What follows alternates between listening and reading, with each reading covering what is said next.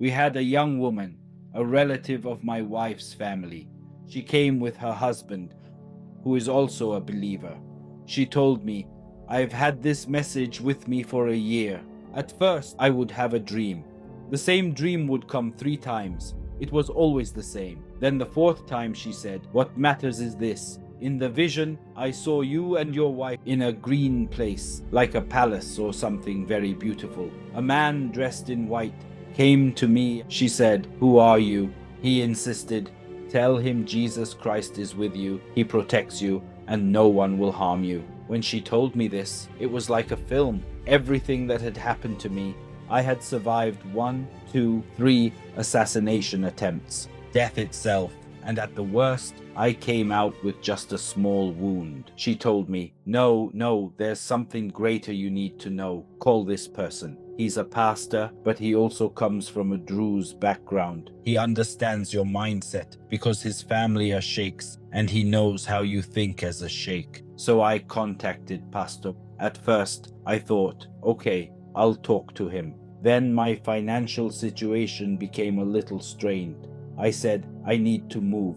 I'm mentioning these details because they were a divine arrangement. They built my trust. I went out looking for a house. I thought of Basel and I knocked on his door. The reception was very warm. He and his wife were truly wonderful. We chatted a bit and at the end he prayed for me. That was when something new happened to me. A prayer filled with kindness and love. Honestly, I wasn't used to that.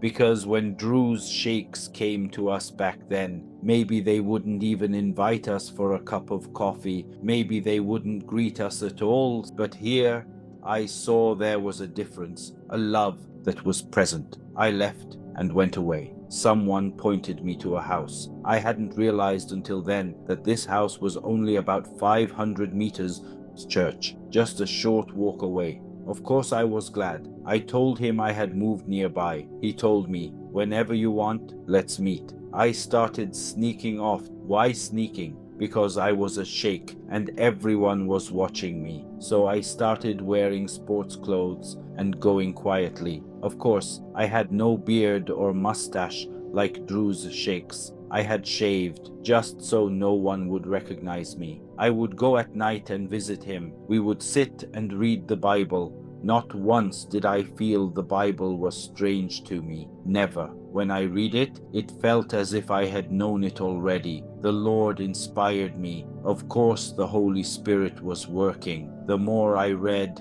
the more I loved it. I would go home after reading, and I would teach my family what I had learned. We kept discussing, kept reading more, and kept going more. We started going to attend worship meetings. We gave our lives to Jesus and were baptized, my wife as well, while she was pregnant. At that point, the criticism against me grew stronger. Some people began to look at me differently. Sheikhs who knew me would visit me. I felt there was a real danger for me and my family, so I decided to go down to Beirut. During that time, my family and I were growing more and more in our faith. We saw visions, we had dreams, we felt the presence of the Holy Spirit strongly in our lives. The atmosphere in our home had completely changed. Before, we were always afraid, living in wars, in fear of death. Now we had peace, we had joy, and I kept serving. Wherever the Lord opened a door,